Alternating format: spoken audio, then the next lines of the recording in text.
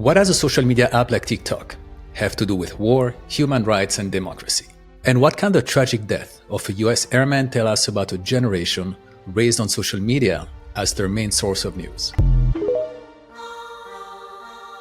Welcome to Forbidden Narratives, the podcast that questions the stories we've been told and how they shape our world. I'm your host, Julian Roussel. In quick bites, I share my personal reflections. In deep dives, I sit down with experts and everyday voices for deeper conversations. No matter the format, we unpack pressing issues and reflect on the historical, cultural, and geopolitical dynamics at play. Our goal is to consider what we, as a society, can do differently to promote justice, freedom, and dignity for all. Let's dive in. On Sunday, January 19, TikTok started coming back online in the United States after a brief shutdown. The move followed then-President-elect Donald Trump's promise to step in, right after the Supreme Court upheld a law signed by former President Joe Biden. And as of today, TikTok is back. That law forces ByteDance, TikTok's China-based parent company, to sell its US operations to a buyer with no ties to the Chinese government. Lawmakers argue that TikTok's Chinese ownership is a threat, possibly giving Beijing access to user data or influence over public opinion. National security officials have warned the Chinese government could use the platform for spying, with FBI Director Chris Wray even saying Beijing could use the app to take control of people's phones. Data security matters a lot. But let's not ignore the US government and American tech companies' own history with mass surveillance.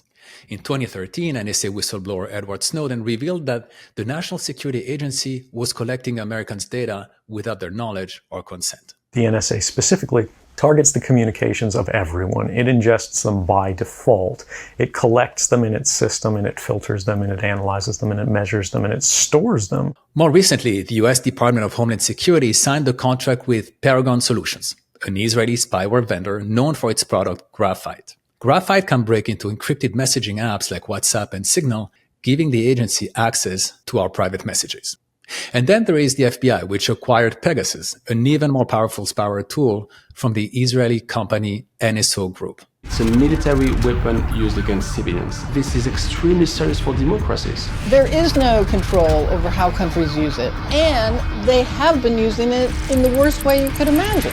Pegasus can take over a device remotely without the user ever clicking a link or interacting with the device at all. In fact, the users can have access to your camera, your microphone, photos, videos, all your DMs, your social media, your texts, emails. They can even send and receive messages. They can have your exact location. They can even have your health data. And there have been dozens of reported cases of it being used against human rights activists and journalists. Lawmakers claim TikTok is a national security threat, yet the US government and tech giants have spent decades violating Americans' privacy. That raises a bigger question. Is the TikTok ban really about security? Or is something else at play? TikTok runs all sorts of videos that portray the Israelis acting towards the Palestinians in barbaric ways. And when young people see these videos on TikTok, they obviously become remarkably sympathetic to the Palestinians. TikTok has been under scrutiny for years, but the timing of this crackdown is no coincidence. For the past 15 months, the app has shared uncensored content on Gaza, the West Bank, Lebanon, and the wider region. Here is Senator Mitt Romney at the 2024 Sedona Forum questioning Anthony Blinken on U.S. foreign policy. Why has the PR been so awful? An offer is on the table to have a ceasefire, and yet the world is screaming about Israel. It's like, why aren't they screaming about Hamas? Accept the ceasefire, bring home the hostages. Instead, it's all the other way around. Typically, the Israelis are good at PR. What's happened here? How have they and we been so ineffective at communicating the realities there and our point of view? Well, the answer is clear. It wasn't Hamas moving the goalposts. It was Israeli Prime Minister Benjamin Netanyahu. He blocked ceasefire deals over and over to keep his ultra-nationalist coalition happy and hold on to power. Israeli Prime Minister Benjamin Netanyahu has thrown up a hurdle to President Biden's proposed path to ending the war in Gaza. In fact, the terms Israel recently accepted are nearly identical to those it rejected in May 2024, July 2024, and practically ever since. Terms that Hamas had already agreed to. If Netanyahu's government had accepted these terms sooner, hostages could have been freed months ago, and hundreds of Israeli soldiers, as well as tens of thousands of Palestinian civilians, would still be alive today. Still, the Biden administration kept blaming Hamas. A deal was on the table that was virtually identical to the proposal that Hamas put forward on May the 6th. A deal that the entire world was behind, a deal Israel's accepted, and Hamas could have answered with a single word: yes. Israeli newspapers Haaretz contributor Akiva Eldar and former Israeli hostage negotiator Gershon Baskin offer critical insight into what really happened. Netanyahu's main objective, main target is survival. He convinced the ministers it is necessary to stay in Philadelphia axis, that it's even worth sacrificing the life of the Israeli captives. Well, it's very clear that Netanyahu doesn't want to end the war, as one of his top negotiators told me on Saturday. The problem with any agreement that we can put forward is that the bottom line is that Hamas won't make an agreement that doesn't end the war, and Netanyahu won't agree to any agreement that ends the war. As experts challenged the official story on social media, then presidential candidate Kamala Harris kept insisting that the United States government was doing everything possible to secure a ceasefire. The president and I are working around the clock. We've got to get a hostage deal done and get a ceasefire done now. But again, the reality was very different. Between October 2023 and November 2024, the United States stood alone at the United Nations Security Council, vetoing 4 ceasefire resolutions. The first time was in October last year. Those against? The second was in December. En contra. The third in February. Those against? And now, for the 4th time, those against? 14 votes in favour, 1 vote against, 0 abstentions. The U.S. has raised its hand to veto a Security Council resolution for a Gaza ceasefire. TikTok users didn't miss the hypocrisy. This is a picture from today of our UN ambassador vetoing yet another ceasefire resolution. This administration is literally criminal. No, literally. You are breaking international law over and over and over again, and then using your power at the UN to stop the war crimes from happening. You will hear the reason they voted against it is because it did not release the hostages in the proposal. But within this agreement, it very much called for the release of all captives on both sides. I hope this shows that when the U.S. officials say they are working tirelessly for a ceasefire agreement, it's all bullshit. The Palestinian spokesperson said it best: Israel has the right to kill, while Palestinians have the right to die. TikTok users felt the pain, frustration, and anger of Majed Bamia, a Palestinian diplomat and deputy permanent observer of the State of Palestine to the United Nations. Maybe for some we have the wrong nationality, the wrong faith, the wrong skin color. But we are humans. Is there a UN charter for Israel that is different from the charter you all have? Tell us. Is there an international law for them, an international law for us? Do they have the right to kill? And the only right we have is to die. Now let's go back to the McCain Institute, where Anthony Blinken answers Mitt Romney's question, why has the PR been so awful? In my time in Washington, which is a little bit over 30 years, the single biggest change has been in the information environment. And when I started out in the early 1990s, everyone did the same thing. You woke up in the morning, you opened the door of your apartment, your house, you picked up a hard copy of the New York Times, the Washington Post, the Wall Street Journal. And then if you had a television in your office, you turned it on at 6:30 or 7 o'clock and watched the national network news. Now, of course, we are on an intravenous feed of information with new impulses, inputs every millisecond. And of course, the way this is played out on social media has dominated the narrative. Blinken was right. The US government's decades-old control of the narrative was falling apart. Platforms like TikTok showed what mainstream media wouldn't. I'm scared of dying, Mom.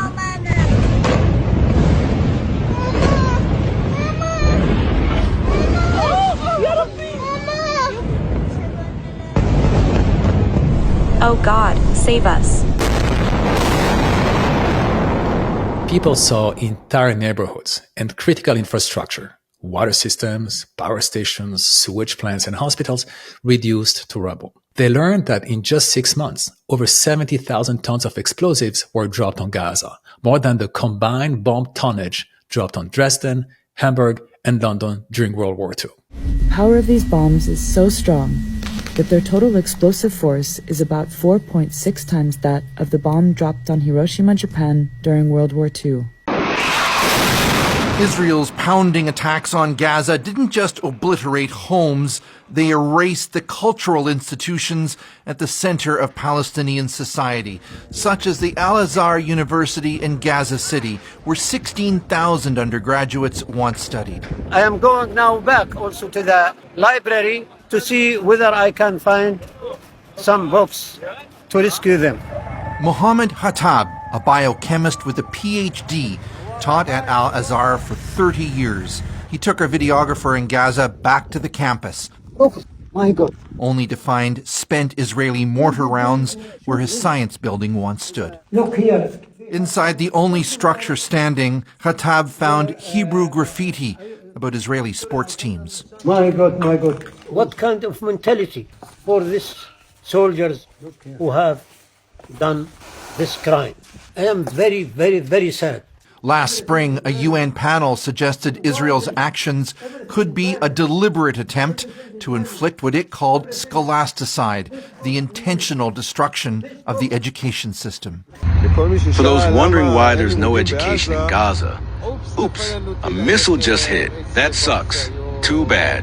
Guess there won't be any engineers coming from here. TikTok users watched unbearable human suffering unfold in real time. Bodies shredded by shells, crushed under buildings, burned alive, or starved as aid trucks were blocked just miles away. This week, I and millions of other people watched a young man, Shaban al-Dali, in a hospital tent burn alive. He was still attached to an IV drip, reaching out his hand for help. He was 19 years old and a computer engineer student. His mother also burned alive. A new video shows Israeli settlers blocking trucks and tossing aid packages that were headed for Gaza. There are members from all different sides of the Israeli political spectrum. They say they're from the right, there are people from the left, they're religious, they're secular. What you're seeing here isn't just vandalism. It's a deliberate attack on basic human decency. Every box that was thrown is a lifeline cut. How can there be any justification for such barbarity? Videos shot on mobile devices showed thousands dragged from the streets, imprisoned without charge, then tortured and sexually abused. Some will be fighters, but many are just civilians. Those released allege horrific torture. TikTok users saw Israeli mobs rioting, not to end the violence, but for the right to rape. Protesters were angered by the arrest of soldiers accused of severely abusing a Palestinian detainee. The allegation that the soldiers had raped a male Palestinian detainee to the point of paralysis. In CCTV footage obtained by Israel's Channel 12 News, masked Israeli soldiers select one of more than 24 Palestinian detainees lying on the ground and take him away. Behind a wall of shields obstructing the view of security cameras, the soldiers allegedly sodomized the detainee. The details of this one particular incident are horrific. The abuse allegedly meted out inside the base is believed to be much more widespread than this one case. The frequency, prevalence and severity of sexual and gender-based crimes perpetrated across the occupied Palestinian territory leads the Commission to conclude that sexual and gender-based violence is increasingly used as a method of war by Israel to destabilise, dominate, oppress and destroy the Palestinian people. The Commission documented a pattern of sexual violence, including cases of rape and other forms of sexual violence, torture and other inhumane acts that amount to war crimes and crimes against humanity. As we see in the video, right-wing protesters not only tried to stop the arrest of the soldiers, they tried to break them out of detention.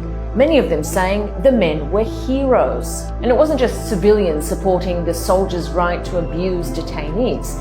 Here's far-right heritage minister Amichai Eliyahu at the protest. Israel's finance minister described the 9 soldiers as heroic warriors, and the minister of defense calls them the best heroes. But anyone who has an issue with sexual assault would call them rapists. The rape and sexual assaults taking place at these shadowy facilities where thousands have been scooped up from Gaza. This is what the dehumanization of the Palestinian people looks like. TikTok users saw unarmed men shot in cold blood, their bodies bulldozed like trash, others thrown from rooftops. He raises a white flag, an international sign of surrender, but the white flag doesn't prevent soldiers from opening fire on him. In a final indignity, the giant bulldozer shovels the two bodies and buries them in sand and litter. The Israeli soldiers attempt to conceal the executions. A video filmed by a local resident shows 3 Israeli soldiers standing on a rooftop. It's a motionless body that soldiers throw over the edge. They pick up another body. 2 men swing it between them. Again, they throw it over the edge. A third body is then kicked and falls to the ground below. Footage revealed the IDF using civilians as human shields. In the West Bank, one video shows a man held at gunpoint as soldiers move behind him. Another recording shows a man strapped to the hood of a military vehicle as he drives through an occupied neighborhood. TikTok videos exposed mass graves near hospitals, where bodies of patients and healthcare professionals were buried, bearing signs of execution and mutilation. Over the past few days, Gaza civil defense workers have uncovered a mass grave containing nearly 300 bodies in the courtyard of the Nasser Medical Complex in Khan Yunis. Every single body that is being unearthed, you find tens of people rushing for the sake of identifying whether those are their relatives or otherwise. So a very emotionally draining process. Some of the people were tied. Some of the people had medical accessories on their hands, like the cannulas. Some of the bodies were extremely mutilated. Some of their organs were taken by the Israeli occupation. I could see some bodies with no eyes. I could see some bodies with no liver, with no kidney. It was apparent that they were buried alive. You'll know that the Israeli military say that they have killed and detained hundreds of Hamas militants within the Al-Shifa complex. Do you know if Hamas were there and were fighting with the Israelis? I am just shocked that we're still having this conversation. They executed tens of people point blank, including one of our colleagues, Dr. Ahmed Khalalati, who's a very experienced plastic surgeon, him and his mother, who's also a physician. They executed people point blank. And including many of our colleagues who've been detained now, we haven't heard back from them. Previous students of mine detained, young doctors detained. We don't know if they're dead or alive. Yeah. This is a destruction of people who heal. This is a direct targeting of healthcare workers. So to say that this is a strategic targeting of Hamas is an insult to our intellect and our humanity. The platform's users learned that in just 1 year, more journalists, doctors, aid workers, women, and children have been killed in Gaza than in any modern conflict. Today is the most dangerous time to be a journalist. Israel was responsible for nearly 70% of journalists and media workers killed in 2024.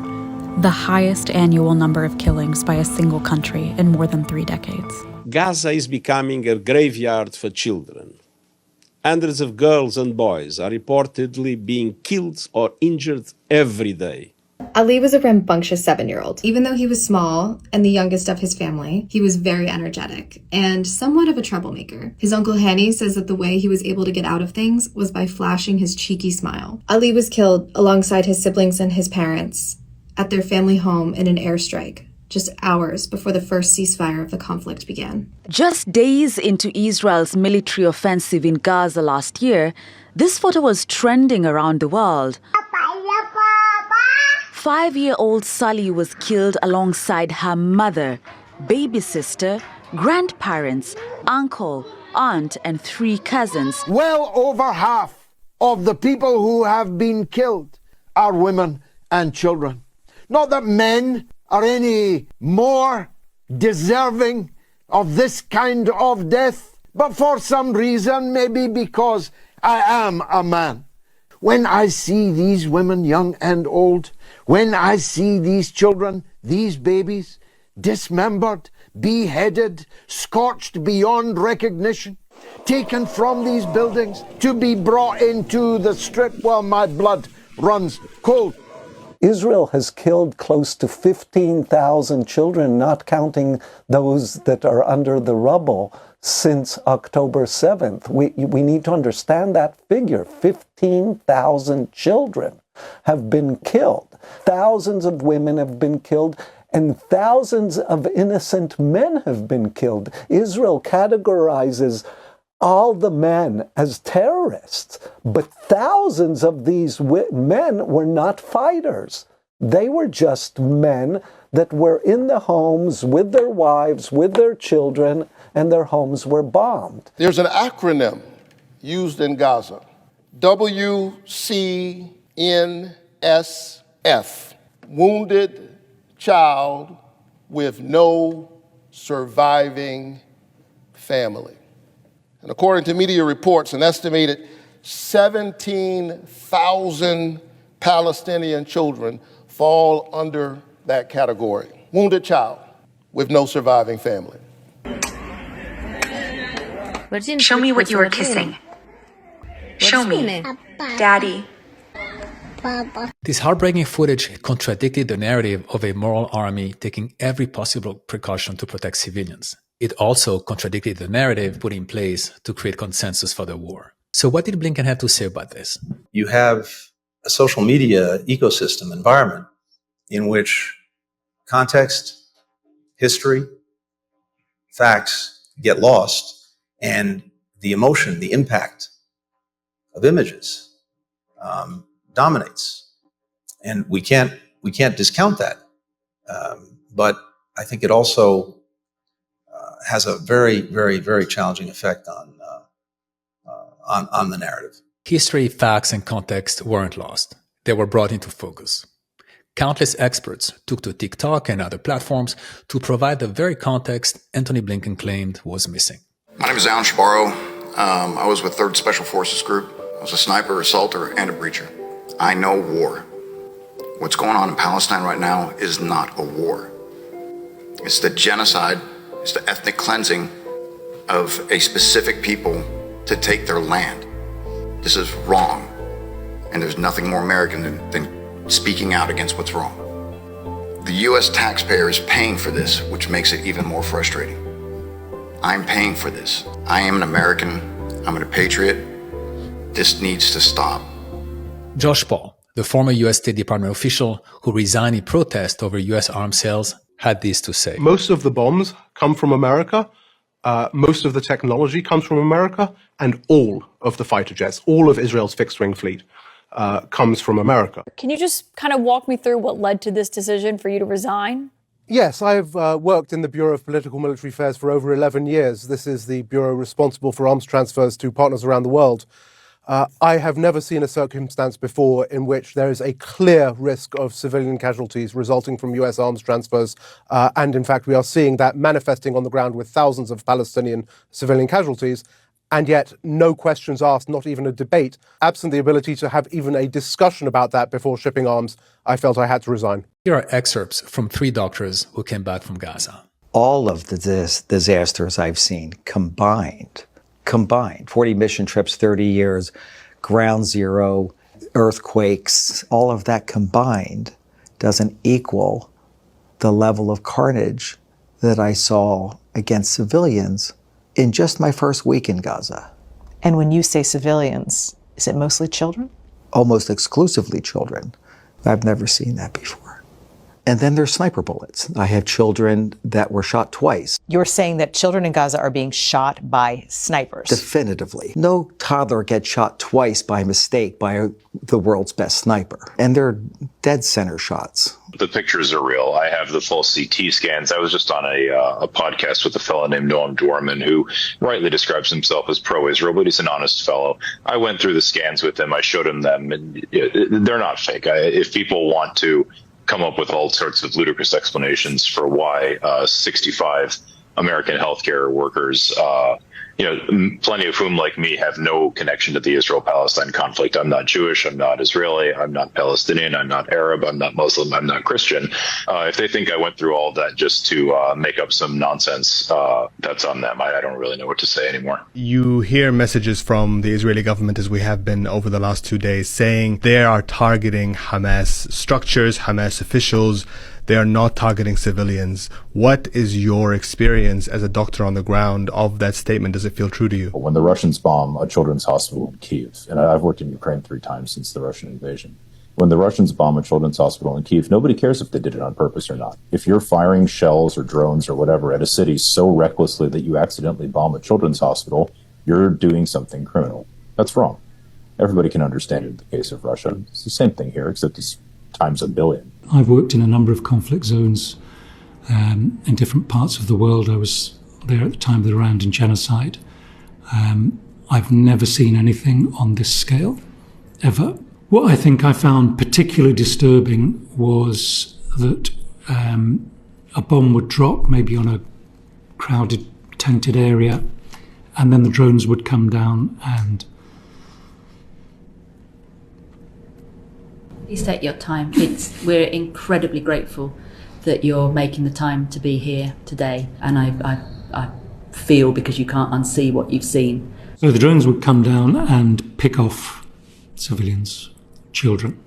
The bullets that the drones fire are these small cuboid pellets, and I fished a number of those out of the abdomen of small children. I think the youngest I operated on was a 3-year-old.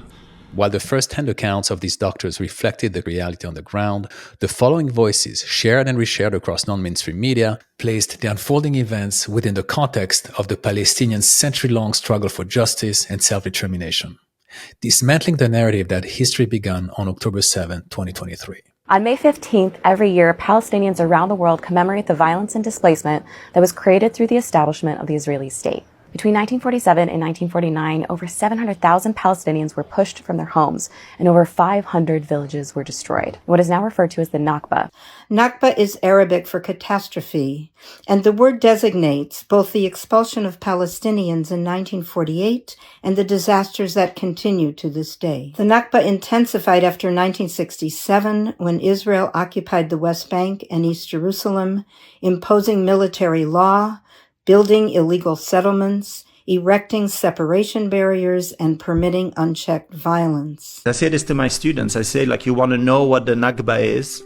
You want to know what settler colonial campaigns of genocide are. Look what happens to Gaza. Yeah, you're seeing it right now. This is what it means to destroy a people. What we're seeing is the amount of organization, energy, destruction, murder that it takes to disappear a people, to push a people out of their land. Well, Zionism was a political ideology that was first developed among Christians in the 16th century, later embraced by Jews in the mid to late 19th century, that said we should establish a Jewish state in a country that's 90% non-Jewish.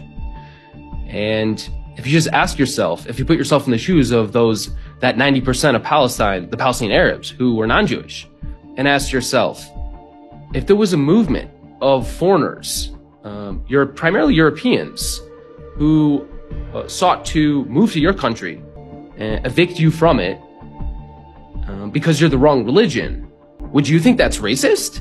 Zionism is racism. Israel cannot be both. Israel is either a racist Jewish state or it's a democratic state for everybody. And that's what I would like Israel to be. I'd like a democratic solution, one state with equal rights for all its inhabitants. And there were a lot of Jewish people that were against Zionism. I was looking recently actually at some of them, and Walter Benjamin and Albert Einstein, because they predicted what has happened turns into extreme nationalism and extreme Jewish supremacism, which is what you see with the Netanyahu administration. Unfortunately, it's been a catastrophic disaster for the Palestinian people, because they had nothing to do with the events that is often used to sort of justify the creation of Israel, which is the Nazi Holocaust. That was nothing to do with the Palestinians. That was a European crime. Also, anti-Semitism was traditionally a European problem, because anti-Semitism mostly comes out of Christianity. Jews lived a lot better in the Middle East than they did in Europe for many centuries. Jews have lived in the Muslim world for as long as Islam has existed in the Muslim world. I was born only because my mother was saved by a Muslim neighbor. This landlord that used to bring the sheep every day, when these few soldiers burst into his house, and when they came to say that they saw the landlord standing with a sword, they said, "Please step aside. We just want to get the Jews there." He said, "What are you talking about? This is my children on my dead body." He said, "On my dead body, I'm not going to allow them. I love them. This is my children." So they left, and that's what happened not only in this house. My mother told her that by the cousins it's happened. The same thing. Same story. Yeah, same story. But I told her, how many cases was like that? Simply, the Muslims have saved the Jews. One big thank you. Palestinians did not just wake up one day and start hating Jews. Islam was not the problem. Occupation is the problem. The seismic shift in how information is consumed didn't go unnoticed by Jonathan Greenblatt, CEO of the Anti-Defamation League. I also want to point out that we have a major generational problem.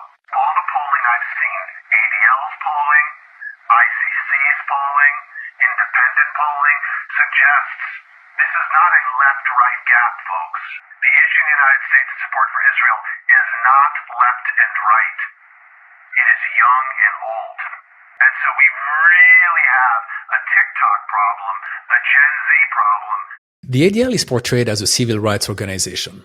However, its tactics and goals tell a very different story. Have you heard scary data about the explosion in anti-Semitism? That data likely comes from the Anti-Defamation League, the ADL. The ADL is often treated as an authority on hate and anti-Semitism. In reality, it's a political organization, and it's so important to understand what its politics are. Politically, the ADL's work is supporting Israel and advancing conservative policy in the United States, not protecting Jews, opposing racism, or strengthening democracy. The ADL conflates political anti-Zionism, which is the criticism of the Israeli government, with anti-Semitism, which is hostility towards Jewish people based on their religion. But Zionism does not represent Judaism. Being against Zionism is a fundamental aspect of our identity as devout religious Jews. We believe Zionism is like idol worship and that the Israeli government poses a danger to both Jews and Judaism. While calling itself the leading anti-hate organization in the world, the ADL has been accused of using its influence to silence critics and support policies that spread Islamophobia. Amos Goldberg, a scholar of Holocaust studies at the Hebrew University in Jerusalem, speaks on the misuse of the word anti-Semitism and the dangers of its misappropriation. How does Israel twist claims of anti-Semitism to justify crimes against Palestinians? By using the IHRA definition of antisemitism. IHRA, short for International Holocaust Remembrance Alliance, defines antisemitism in a very vague, general, and convoluted way. It essentially equates criticism of Israel in opposition to Zionism with antisemitism, while turning a blind eye to real antisemitism. The IHRA definition is nothing but Israel's Iron Dome against criticism. Antisemitism is a too serious issue to be manipulated like that. And no one should be exempt from accountability, including Israel. On October 26, 2023, the ADL and the Louis D. Brandeis Center for Human Rights issued an open letter to 200 university presidents. The letter alleged without evidence that pro-Palestine student groups may be providing material support to Hamas. Under pressure, universities across the country suppressed peaceful protests and sit-ins, disregarding First Amendment protections of free speech and assembly. I'm utterly disgusted, if not shocked, by how police at Brandeis University violently shut down a peaceful pro-Palestine rally. At MIT, students who exposed multi-million-dollar funding from the Israeli Ministry of Defense for technologies used to target Palestinians, such as facial recognition and drone tracking, now face disciplinary action. At UCLA, pro-Palestinian protesters set up an encampment demanding that the university divest from Israeli companies. That night, pro-Israel counter-protesters, who were not students, violently attacked the encampment while law enforcement stood by for hours, refusing to intervene. Among them, this man. He strikes a pro-Palestine protester with a long white pole and is part of a mob that pummels the man as he falls to the ground.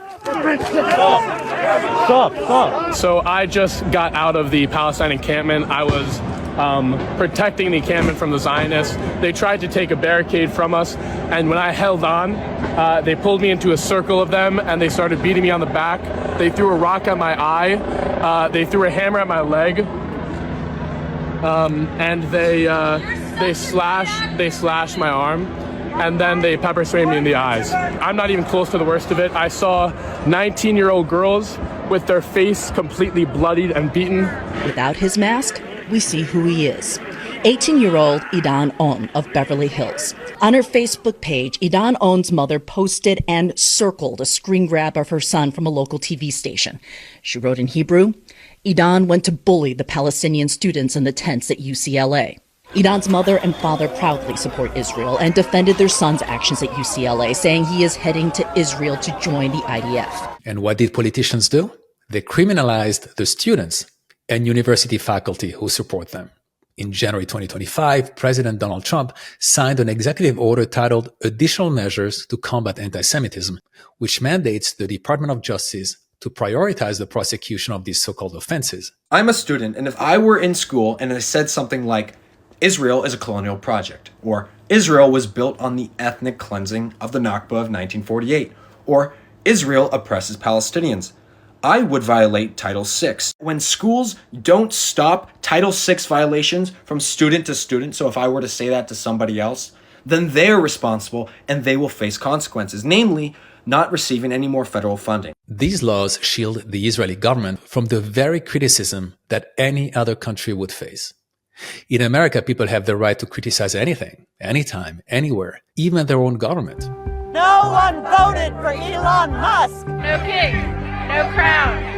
We the people won't back down. No I'm an American citizen, I'm a National Park Ranger, and I'm a disabled veteran. And Donald Trump stole my job. Yet questioning Israel's policies or supporting Palestinian rights is now a criminal activity.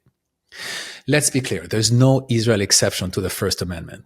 Yet the right to free speech seems to have a Palestinian exception. While the law might theoretically protect the right to advocate for Palestinian freedom, the First Amendment is there for political speech. Nonetheless, powerful social forces will not only punish those who do, they will also punish those who do not act quickly enough to crush pro-Palestinian advocates. As for the anti-Semitism accusation, it is ludicrous.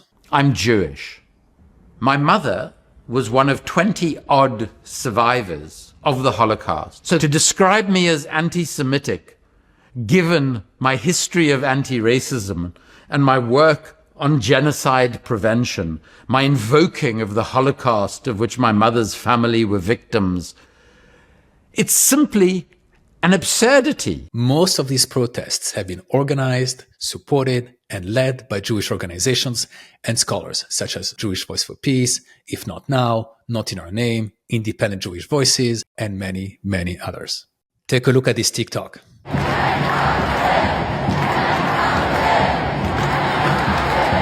parents were Holocaust survivors, and there's one thing I learned, never again means never again for anyone. Netanyahu better stop the bombing of Gaza.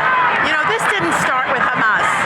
This started in 1948, and Jews, American Jews, have to step up and say, not in our name, not with our tax money. You cannot do this kind of genocide in front of our eyes or ever again. As a Hungarian Jew, age 7 in 1944, I myself had to wear the yellow star, and 15 members of my extended family died in Auschwitz.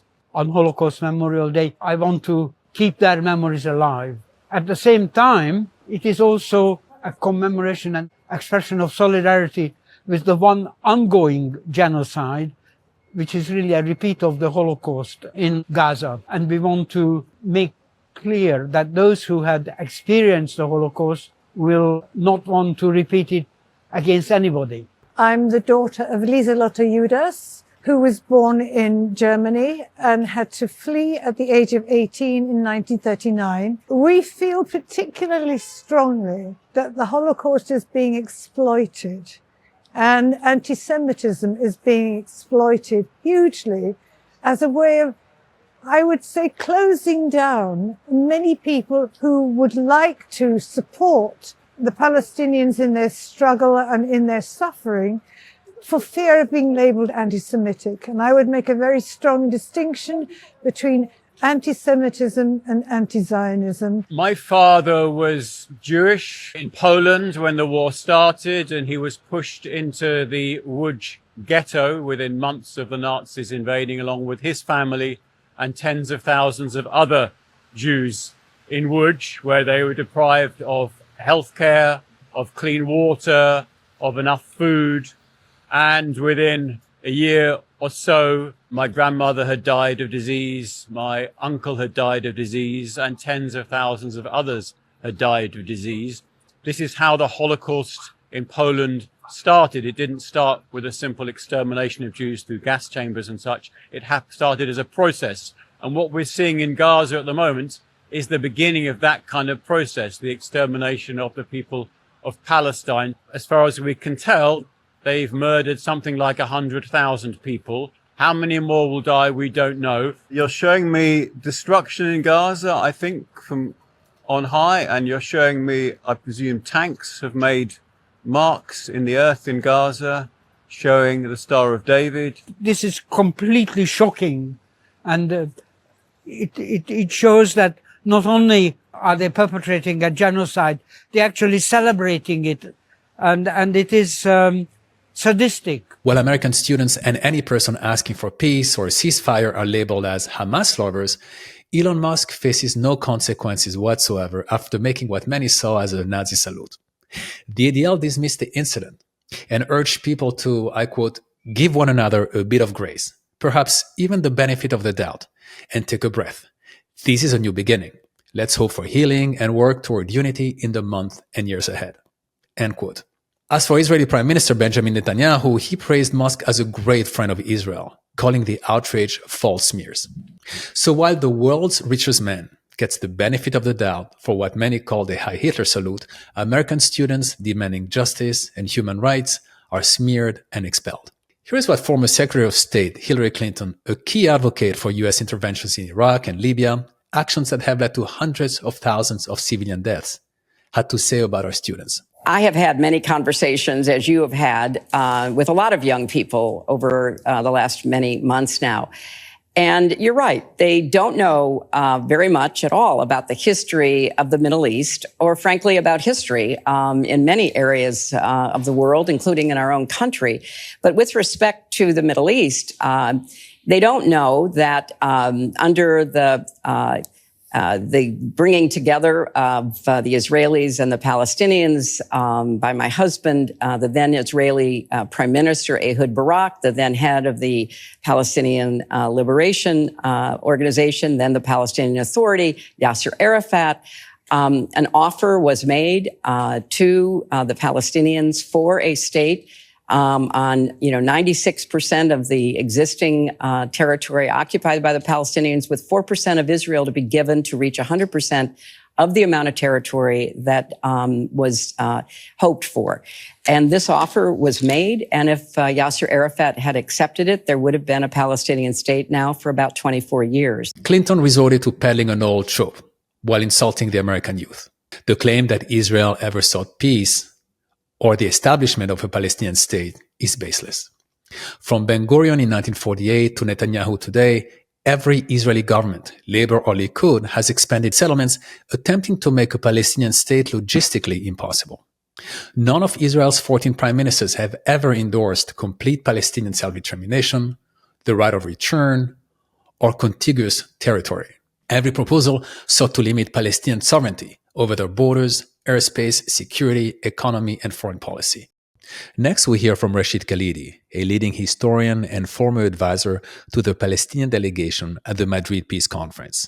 But the Palestinians have repeatedly rejected the peace proposals that have been put forth since 1991. There's proposals in their peace proposals. If you're talking about a peace proposal, you're talking about a proposal which involves sovereignty, statehood, and independence for the Palestinians. No American proposal has ever led to that or been meant to lead to that. I mean, I was sitting there in Madrid and I was sitting there in Washington, and from a distance, I watched the Oslo process. At no stage did that process definitively say we are going to end occupation, we're going to roll back settlements, and at the end you will have an independent Palestinian state. If you don't do those things, those are not peace proposals. Those are proposals to put the status quo in formaldehyde. That's what the United States and Israel have done. This vision was officially enshrined in Likud's 1977 platform, which states the right of the Jewish people to the land of Israel is eternal and indisputable. Between the sea and the Jordan, there will only be Israeli sovereignty. In July 2024, the Knesset, the Israeli parliament, reaffirmed this goal by voting 68-9 and declared that no Palestinian state would ever be allowed. And the Knesset passed a decisive motion on Wednesday rejecting Palestinian statehood, with a vote of 68-9 declaring it a threat to Israel's existence. The vote follows a decision in February by the Knesset against unilateral international recognition of a Palestinian state. For decades, these facts were whitewashed by traditional media narratives. Social media changed the game. Here is Richard Garrett, an outspoken Irish politician known for speaking his mind. Apartheid because that's what the Israeli system is, doesn't have a right to defend itself, any more than apartheid South Africa did. Illegal occupation doesn't have the right to defend itself. Ethnic cleansing, or a state built on ethnic cleansing, doesn't have a right to defend itself. The people who have the right to defend themselves are the people who are victims of those things. Who are the victims? Who are the oppressed here? The Palestinians are. They're the ones being ethnically cleansed. They're the people at the wrong end of apartheid. They're the one under illegal occupation. They're the ones who've been killed with impunity for years and years and years. Let's listen to Amy Ayalon, former head of Shin Bet, Israeli intelligence agency, Harliet Dove, followed by Ehud Barak, former Prime Minister of Israel. Both men share perspectives rarely heard in the West. Could you describe what is the reality for Palestinians here? A life of people who dream about freedom and don't see it. Whether we like it or not, we control the life of millions. If you were a Palestinian living in the West Bank or Gaza, what would your view be of Israel? I would fight against Israel in order to achieve my liberty. How would you fight? How dirty? I would do everything in order to achieve my liberty, and that's it. Look, I once was asked some 30 years ago, and 30 years ago I was new enough in politics to tell the truth that if I were born Palestinian, I probably would have joined one of the terror organizations. You cannot deter a person or a group of people if they believe that they have nothing to lose. We Israelis, we shall have security only when they will have hope. This generation, despite what Mrs. Clinton would have us believe, often knows more than their parents and grandparents about this region, thanks to platforms like TikTok that bypass the gatekeeping of traditional media, like political commentator Candace Owens. I was on the Zionist side. Let's not forget this. For years, I worked for Prager University. I worked for Daily Wire. And so I was much more sympathetic to, I would say, the Zionist cause throughout my entire career. But the difference is, and I think we spoke about this on my podcast, generationally, with the access of social media, being able to see these things every day versus the person who, as you described it, as you are still, because you're kind of a combo, who hears the thud of the newspaper and reads the newspaper and believes that, or, you know, this kind of becomes or colors their worldview, is very different. Social media completely transformed my perspective on what's happening in Israel and Palestine. Our youth also shows more integrity and courage than the self-serving political class on both sides of the aisle. My name is Talia. This is the first time I am using my full real name to stand in solidarity with Palestinians. And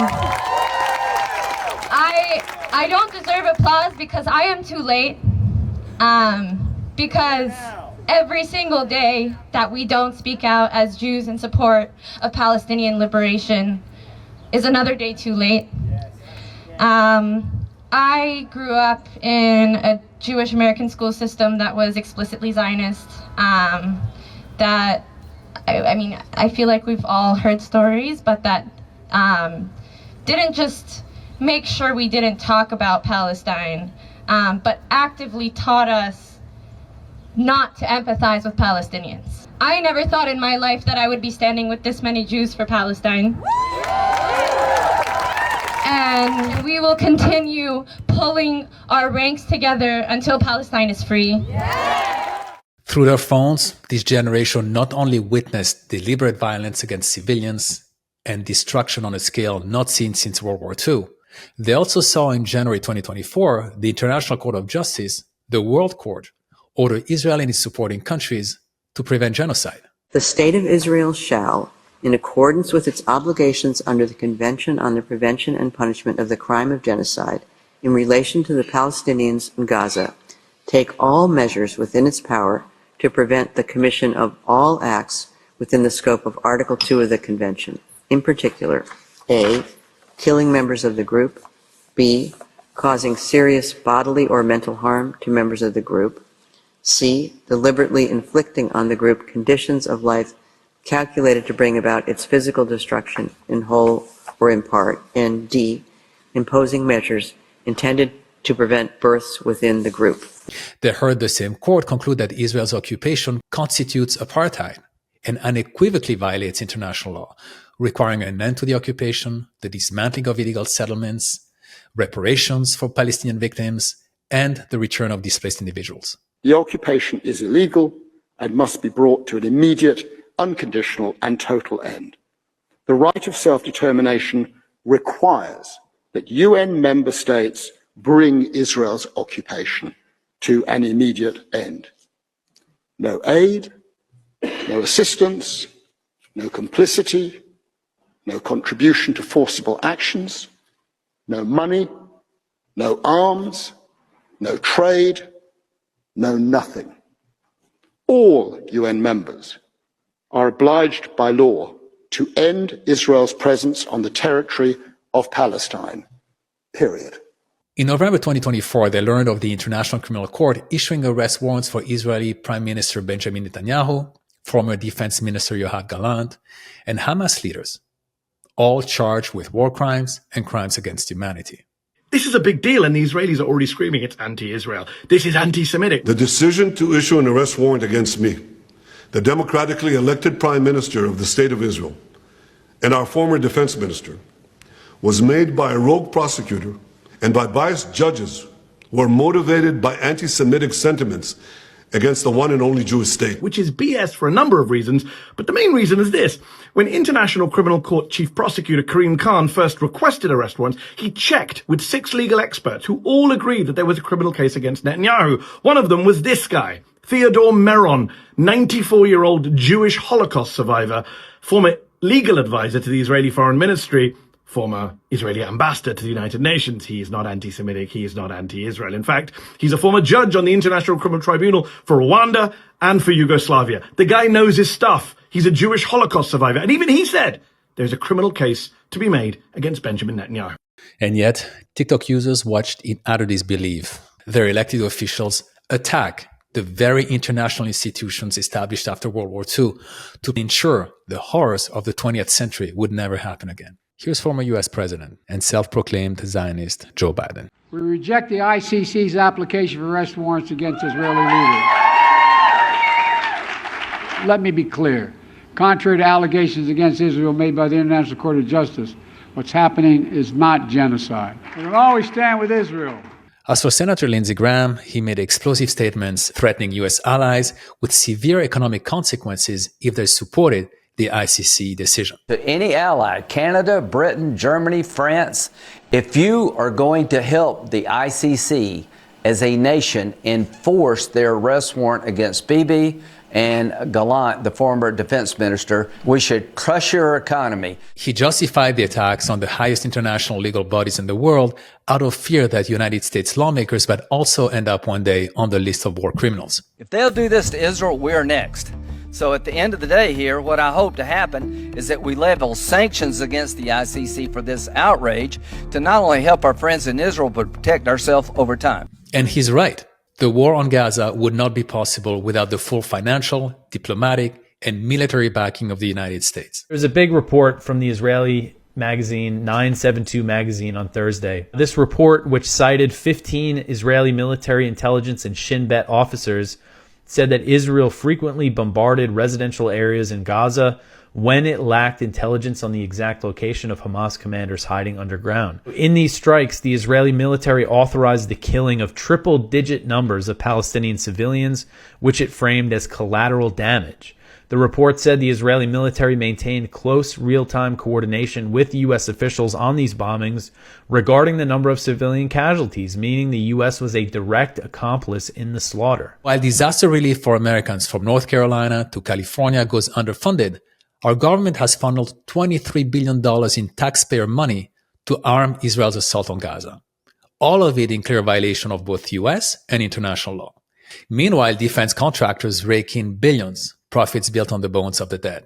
Since October 7, 2023, Washington has spent a staggering $23 billion on Israel's military and related operations, the highest yearly sum it has sent Tel Aviv since it began granting Israel military aid in 1959. But did you know that 80% of that money finds its way back to US weapons manufacturers? Israel's war on Gaza has become a financial windfall for the US arms industry. Because the aid comes with a catch. Israel, Washington's very important customer, must spend most of it on US-made weapons. This ensures a constant flow of revenue for the top 6 US defense firms: Boeing, Lockheed Martin, General Dynamics, Northrop Grumman RTX, and equipment producer Caterpillar. To add insult to injury, TikTok users have seen gleeful Israeli soldiers flooding social media with posts celebrating their war crimes. There's no army in the world that acts in a more moral fashion than the army of Israel. Wow! How many Palestinians have you killed? I don't know, 20, 15. I don't count. Guys, we're moving Gaza right now. I'm trying to eat my popsicle.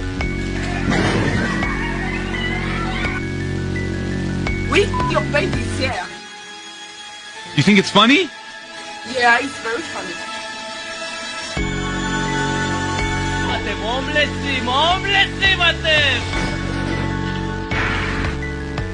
Kill Palestine! Oh no! Very good.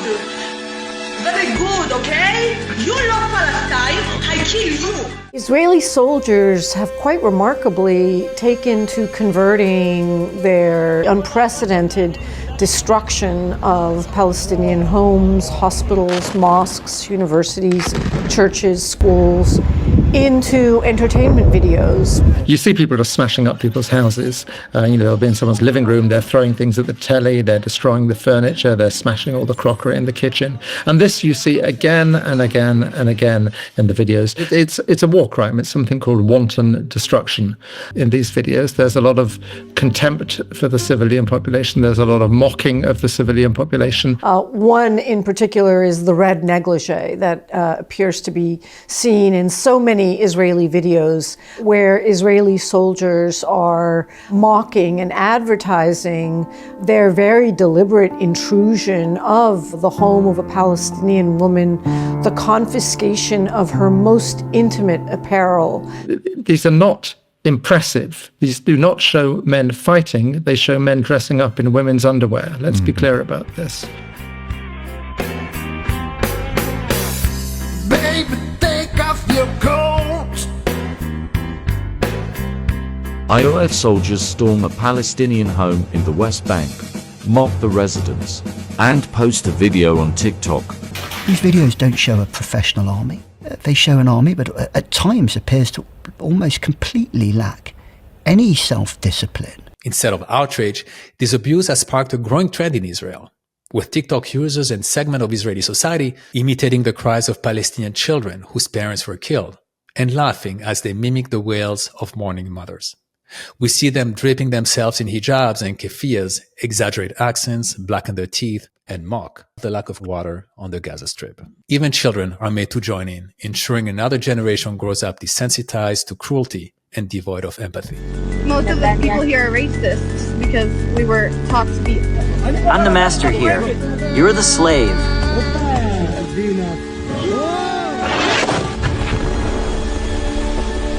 I want to thank President Biden for his unequivocal support. I want to thank the people and Congress of the United States of America. And when Israel wins, the entire civilized world wins. We are looking for babies, but there is no babies left. What babies? Say that again. Say it again. No, maybe I killed a girl, she was 12, but I'm looking for a baby. The dehumanization toward Palestinians from Israel and Western societies has reached unprecedented levels.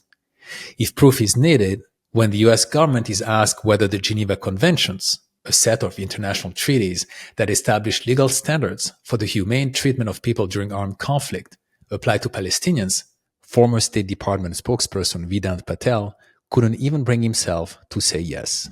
Do you recognize the Geneva Conventions as applying? I've answered your question. No, you haven't. Go You've evaded it. Do the Geneva Conventions apply to Gaza or not? Apply to everywhere on the planet except for the Palestinians. Isn't that right? We continue to stress everywhere that international humanitarian law needs to be abided by and respected. Go ahead. Do the Geneva Conventions apply? You are now interrupting your colleague. I'm insisting on an answer to a critical question. Go ahead. In fact, at every turn, the administration hides behind platitudes, deflecting Israeli and US responsibility, pretending ignorance, or asking that we let the State of Israel investigate its own crimes. You may have had the chance to see some of the footage shot by our cameraman in the Gaza Strip, widely shared online, showing a group of men waving a white flag, representing no threat whatsoever, unarmed, and moving south to try and reach some relatives.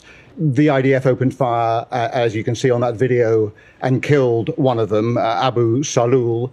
I wonder what your response to that is, and whether you think from watching that video whether that potentially represents a war crime. Any civilian death is heartbreaking, and any civilian life lost is one too many. Beyond that comment about it being heartbreaking, which is a platitude we often hear, would you support a Israeli investigation of what happened in that video? That is for the IDF to undertake. Does the U.S. support an independent investigation into the killing of journalists? I wouldn't want to speak to it from here, but I will say we always support getting to the truth. What's wrong with an independent, scientific, forensic investigation? This does need to be thoroughly investigated, but in terms of the modality, we continue to want to see some additional information from the government of Israel. We've asked the government of Israel to investigate. The IDF should swiftly investigate what happened. We support an IDF investigation. We want to see this thoroughly and transparently investigated. Then any updates on Hind Rajab's, the investigation into the killing of Hind Rajab's family and the paramedics sent to save her?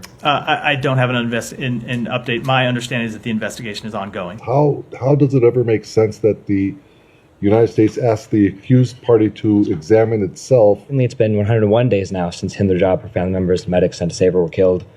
So first question related to that is there an update on the investigation into that attack? I don't have anyone. I'm happy to go back and get you the latest. Okay. Must have seen this picture. This is a clear violation of international law, the Geneva Convention, etc. This is acceptable to you. And what you do to hold these people accountable. This is what we know from the social media. The guy himself published this picture. Imagine the things that we don't know. 128 days now since Hind Rajab was killed, the medics sent to save her were killed. Family members, is there an update into this investigation? Let me get you an answer on that and come back to you. The Western world, the self-proclaimed bastion of democracy, has undermined the legitimacy of international humanitarian law through its unwavering support for an ethno-nationalist state. The so-called Western world is prepared to sacrifice the entire architecture of international law that has been put in place post-World War II, specifically to prevent there being another genocide like the Holocaust, so that Israel can continue to murder 247 Palestinians on an average day, 48 of whom will be women, and 117 of whom will be children. As a result, the world is now a far more dangerous place. We are witnessing the collapse of the post-war system instigated by the US and Europe, all to shield Israel, our outpost, from consequences. But when the last law is down and the devil turns on us, where will we hide all laws being flouted? It is the generation on TikTok and college campuses that has bravely stepped up to challenge our government. In response, Israel has dramatically increased its Hasbara, or propaganda budget, pouring another $150 million into efforts to shape foreign press coverage, manipulate social media, and suppress activism both on and beyond college campuses. You have probably come across this video featuring an Israeli military official claiming the army had found Hamas's list of operatives. But a closer look at the words written on the piece of paper revealed that the list was just a calendar with the days of the week written in Arabic. By the time the truth came out, the original video with its narrative based on a lie had already been viewed by millions. This Israeli practice of shaping narratives is known as Hasbara. So for example, the Israeli Foreign Affairs Ministry ran an ad on YouTube, aimed at young children. It was a cartoon ad about 40 murdered babies. And so you see how it evolves with US President Biden claiming he saw the pictures, but then comes a clarification from the White House. Biden didn't see the pictures. Then from but CNN... the damage has been done already, right? Exactly. And then the CNN retracted it. But the damage has been done. Bibi Netanyahu has been invited next week to come to lie to Congress. Come to address Congress through the art of lying. Members of Congress, I now have the high privilege and distinct honor of presenting to you His Excellency Benjamin Netanyahu, Prime Minister of Israel. No matter how often these falsehoods are exposed, the Hasbara is wholeheartedly embraced in the halls of American power, where Benjamin Netanyahu, a foreign leader, stood before Congress, making countless unproven claims and attacking American citizens for exercising their First Amendment rights. For all we know, Iran is funding the anti-Israel protests that are going on right now outside this building. We're here because Netanyahu is a war criminal and should be arrested and should not be speaking in front of the United States Congress. So as U.S. citizens and U.S. taxpayers, we think it's our duty to stand up. This day is very shameful. This will be another dark stain on U.S. history. Well, I have a message for these protesters. When the tyrants of Tehran, who hang gays from cranes and murder women for not covering their hair, are praising, promoting, and funding you, you have officially become Iran's useful idiots.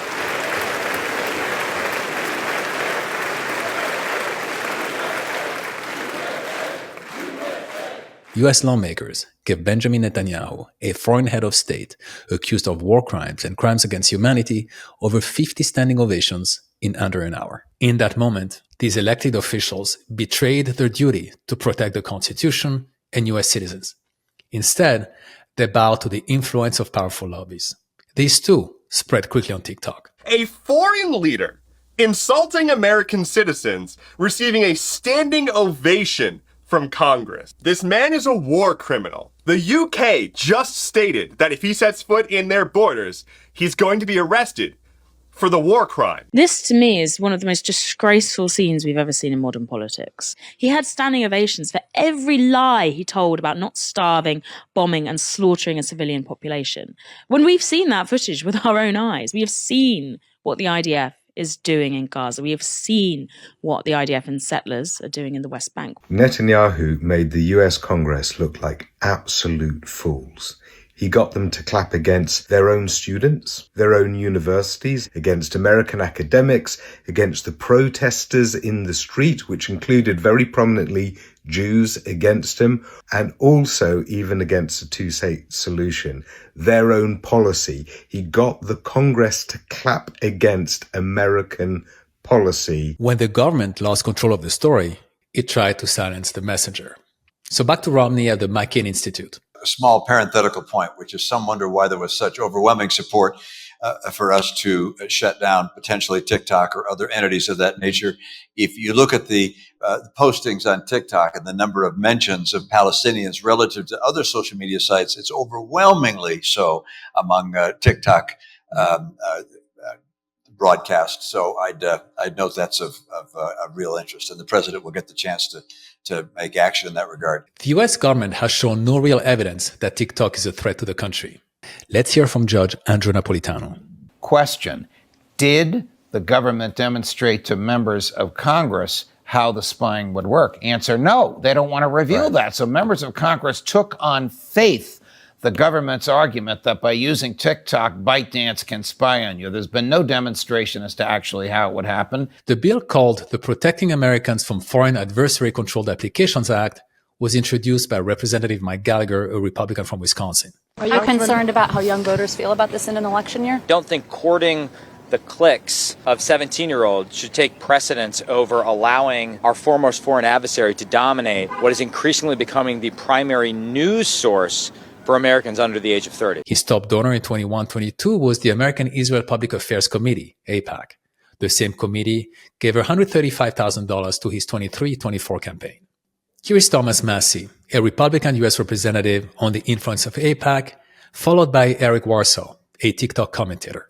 Everybody but me has an AIPAC person. What's that mean, an AIPAC person? It's like your babysitter, your AIPAC babysitter, who is always talking to you for AIPAC. They're probably a constituent in your district, but they are firmly embedded in AIPAC. And every member has something like this? That's how it works on the Republican side. And when they come to DC, you go have lunch with them. And they've got your cell number, and you have conversations with them. That's absolutely crazy. I've had 4 members of Congress say, I'll talk to my AIPAC person. And it's literally what we call them, my AIPAC guy. I'll talk to my AIPAC guy and see if I can get him to dial those ads back. Why have I never heard this before? Why would they want to tell their constituents that they've basically got a buddy system with somebody who's representing a foreign country? It doesn't benefit the congressman for people to know that, so they're not going to tell you that. A foreign country's bragging that they have a 98% success rate in picking our politicians for us. And they're bragging about it on their website. They spent $70 million to win 362 seats and making sure that Congress works for them. And the craziest thing is, where did AIPAC get the $70 million to do all this? Every year our politicians send billions of dollars over to Israel. Israel takes just a small amount of those billions of dollars and then pays off our politicians to give it more billions of dollars. Is that not like a money laundering scheme or something here? And they don't care if you're right wing or left wing. They put money into both sides equally. It's the only time Congress is ever bipartisan and works together. The attacks of October 7 and the harrowing 15 months that followed have exposed the glaring double standards of Western nations on democracy, human rights, the rule of law, and basic human decency. These events have sparked a global movement led by a courageous youth, often Jewish, determined to right the wrongs of the past.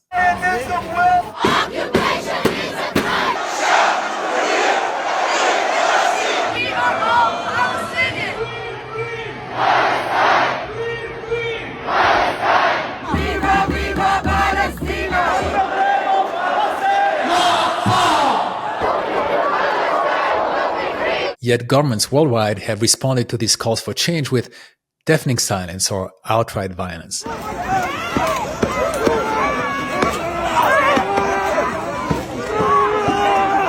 As Owen Jones, an independent journalist, puts it, none of this would have been possible without the complicity of the Western mainstream media.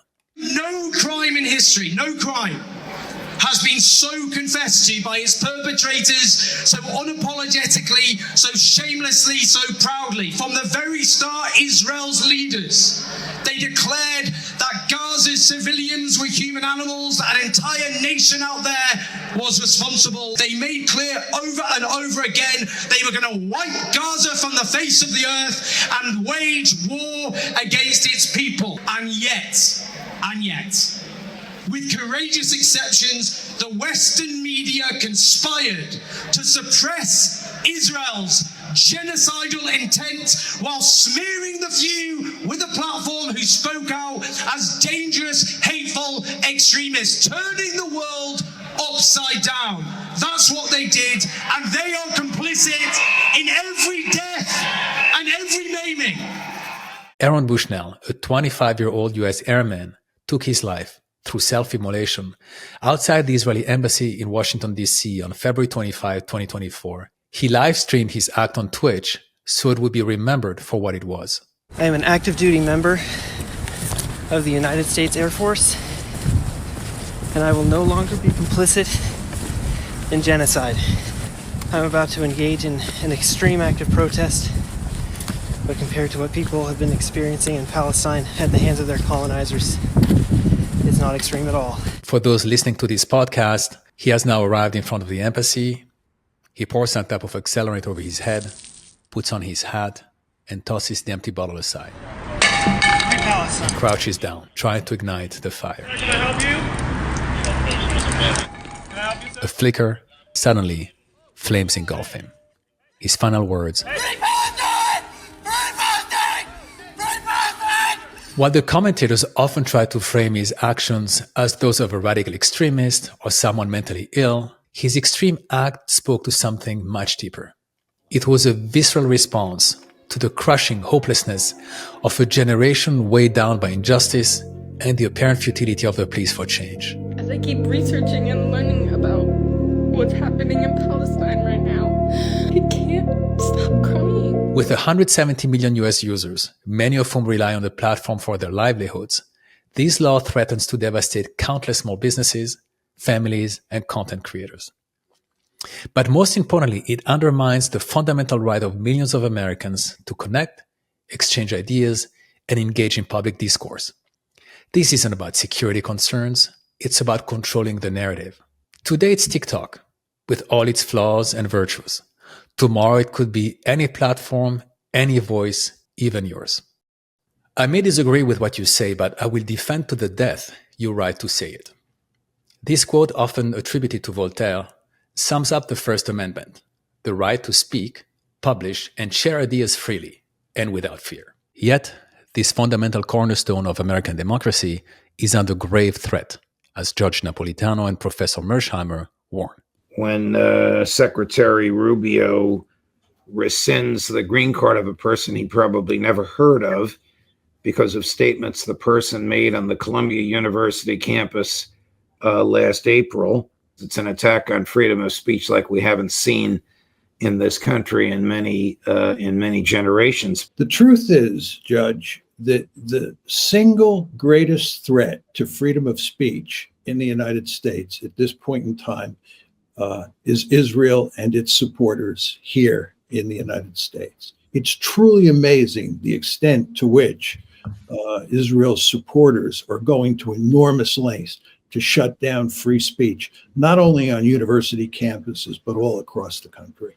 Mainstream media, now beholden to corporate and governmental agendas, is losing its grip on the narrative as social platforms, independent journalists, and podcasts take over, giving ordinary people a platform to challenge official narratives, document injustice, and expose what was meant to remain hidden.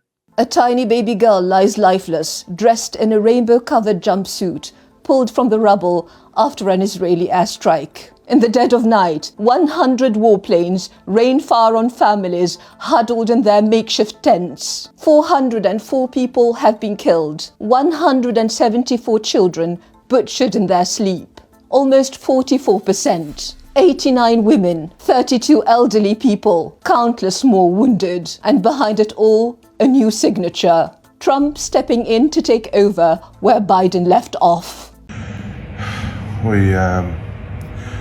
We've worked throughout the entire night. We haven't stopped, and I feel dizzy and lightheaded.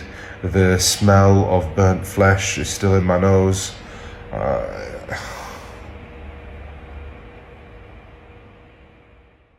At its core, the TikTok ban is just a symptom of something much bigger.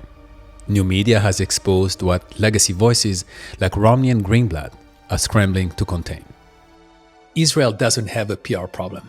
It has a policy problem and an ideology problem. Its dogmatic refusal to allow Palestinians self-determination and the opportunity to live in peace and dignity on just 22% of their ancestral land. If you enjoyed the episode, follow, leave a review, and please share it so more people can find us.